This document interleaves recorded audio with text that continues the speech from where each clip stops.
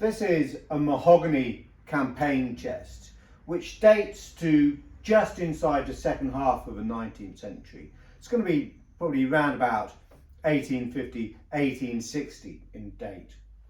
It's got quite an interesting drawer configuration. We can see the top section is made up of 4 short drawers, and the lower 2 are a little bit deeper than the top 2. And the reason for this is that this drawer is actually a secretaire, set at a height that you can sit at it to work. So let's open that up and show you that. So there you go. That's got a secretaire drawer to it. Now, it's quite an interesting chest, this.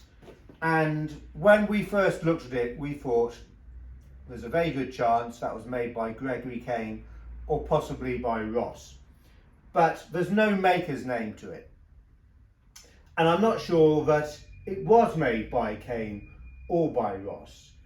But I do think that there's a very good chance it was made in Dublin, in Ireland. There's lots of attributes to it that point towards Kane and Ross, but not enough that nails it down to either of them.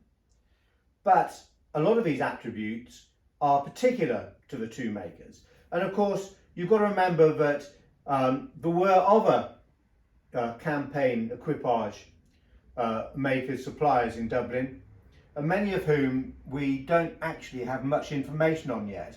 Bradshaw Brothers, Lynch, Evans, Whitestone, and there's a very good chance that the cabinet makers that worked for one might have moved on and worked for another, and so their ideas were moved around from one workshop to another as the cabinet makers moved around.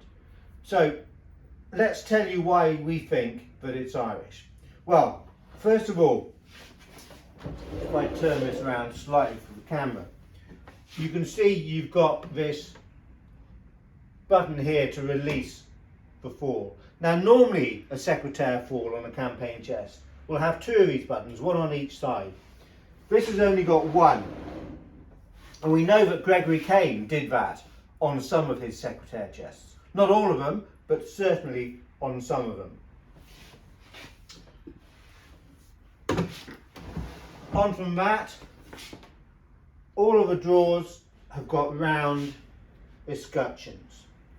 That's something which a lot of the Irish makers also seem to do. Moving on, the corner straps to the top are shaped. We know that Ross and Kane often used shaped straps to the corner pieces.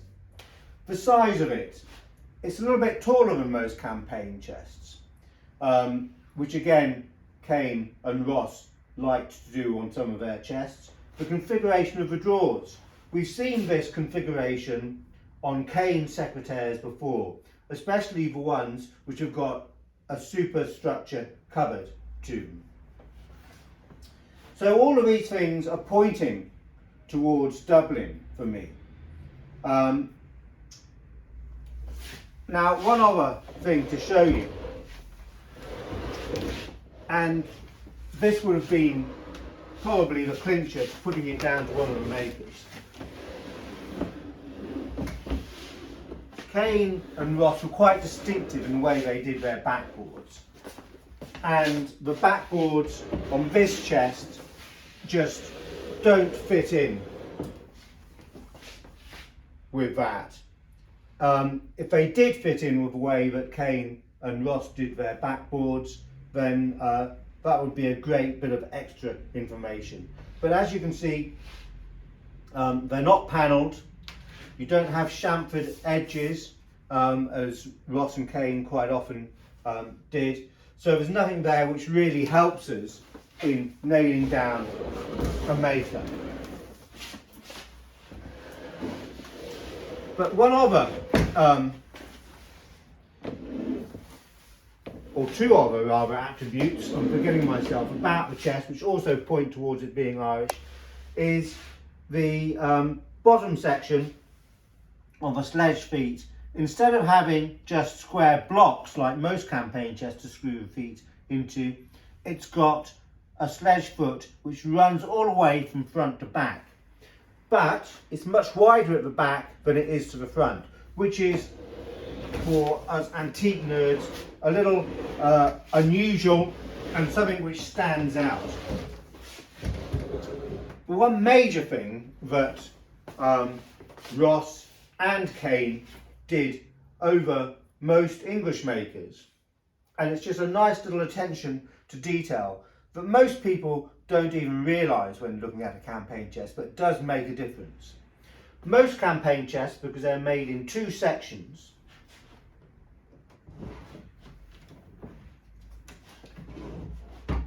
the bottom of the top section will have a board like this one to the front running along. So you'll have two boards like this.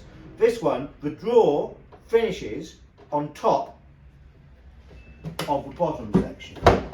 So it looks more like a domestic piece of furniture. You've got a much more natural finish.